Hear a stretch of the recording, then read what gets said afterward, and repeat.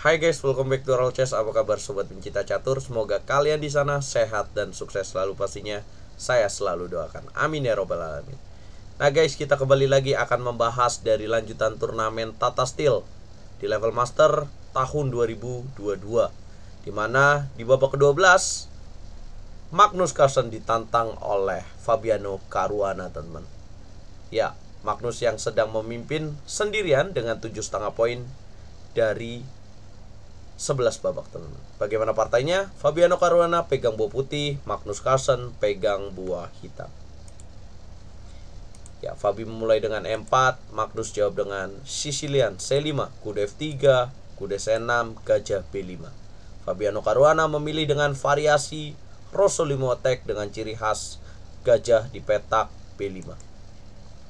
Magnus jawab dengan G6, rokade, gajah G7, C3, kuda F6, benteng E1, rokade, D4, pion D5, kemudian E5, kuda E4, gajah E3, pion C makan D4, pion C makan D4, dan menteri B6. Ya teman-teman, yang dipilih oleh Magnus Carlsen dalam menjawab variasi Rossolimo attack ini adalah Nesmedinov. Ya, karena yang pertama kali memainkan ini adalah pecatur legendaris Rashid Nesmedinov. Nah teman-teman, apa sih pola serangan dari Fabiano Caruana dengan memilih menjalankan E5 ini? Ya, Fabiano Caruana ingin bahwa gajah Fianchetto di petak G7 milik Magnus Carlsen tidak bisa maksimal, teman-teman.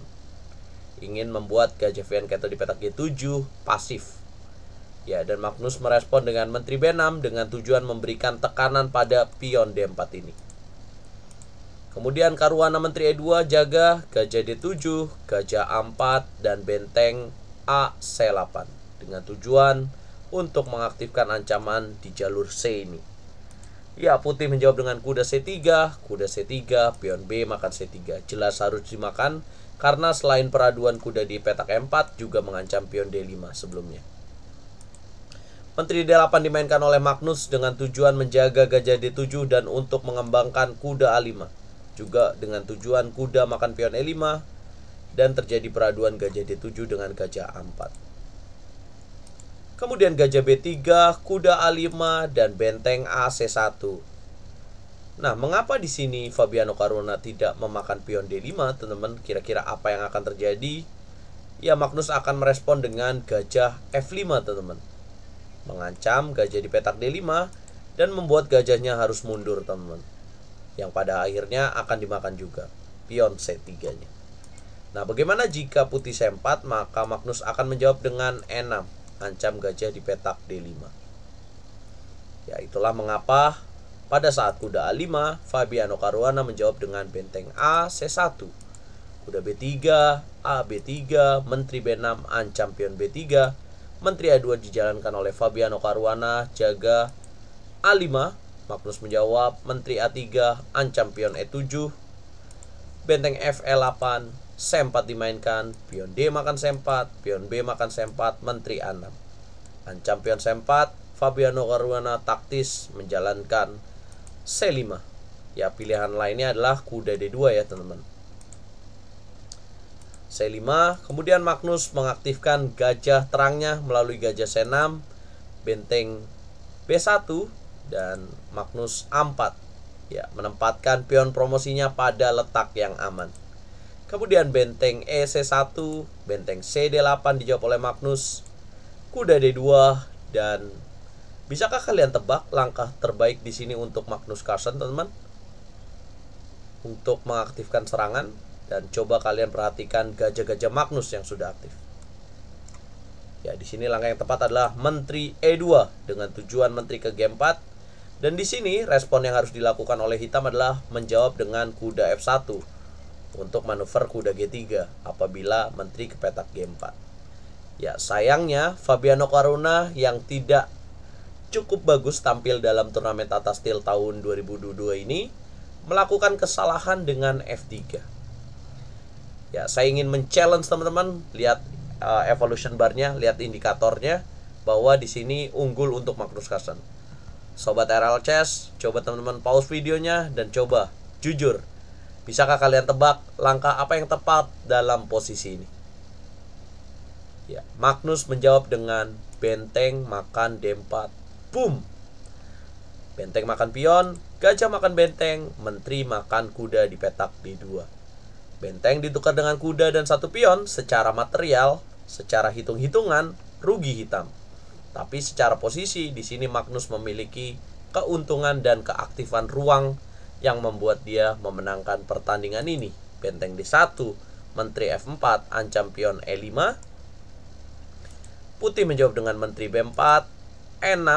Tujuannya apa E6 ini teman-teman? Untuk membuat pion E5-nya tetap lemah. Kemudian gajah C3 mendapatkan tanda tanya dan tanda seru, yang merupakan ini langkah kurang tepat. Seharusnya Fabiano Caruana memainkan menteri A5 teman-teman, mencegah benteng hitam ke petak A8. Dan juga apabila gajah E5, maka dia akan menjawab gajah E5 dan akan menumpuk benteng D3. Setidaknya langkah menteri A5 ini mengurangi hitam untuk memberikan tekanan pada benteng A8. Ya, gajah C3 yang dipilih. Tentu saja Magnus langsung menteri makan menteri. Dengan hilangnya menteri, justru putih di sini lemah ya teman-teman. Gajah makan menteri di petak B4. Kenapa nggak benteng aja teman-teman? Karena apabila benteng B4, gajah F8. Apabila benteng C4 ada gajah B5. Apabila kembali lagi gajah D4, maka hitam akan benteng D8. Yang sewaktu-waktu bisa benteng D4 dan gajah C5. Ya, itulah alasannya menteri B4, gajah makan menteri. Gajah E5, ambil pion, gajah A3, gajah F6, raja F2, gajah E7, benteng B6, langsung dijaga benteng C8. Takut terjadi benteng C6 ini. Benteng D2, F6, F4 mendapatkan tanda tanya dan tanda seru yang seharusnya raja E2.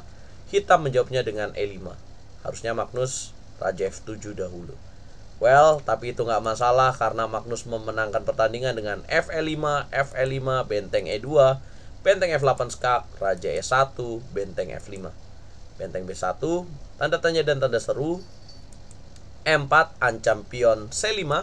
Benteng C1 jaga pion C5.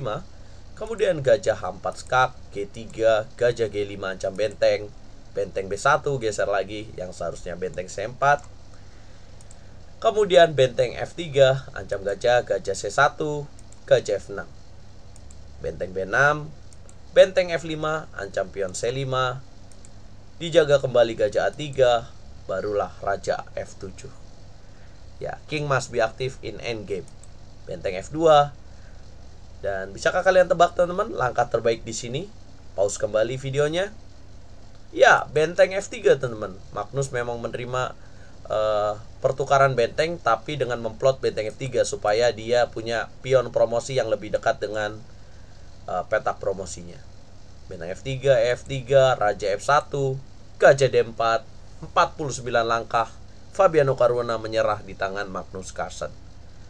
Nah, berkat kemenangan ini, Magnus Carlsen memiliki 8,5 poin setelah pesaing terdekatnya, Rapot Richard, yang memiliki 7 poin dari 11 babak, ditahan remis oleh Andrei Isipenko. Dan sekarang poinnya hanya 7,5. Magnus leading dengan gap 1 poin dari peringkat kedua. Ini pimpinan klasemennya teman-teman. Dan selamat buat Magnus Carlsen karena dia keluar sebagai juara Tata Steel tahun 2022. Karena bisa dipastikan bahwa Magnus akan memenangkan pertandingan terakhirnya melawan Daniil Dubov. Ya, Daniil Dubov dikonfirmasi terkena coronavirus, teman-teman. Ya.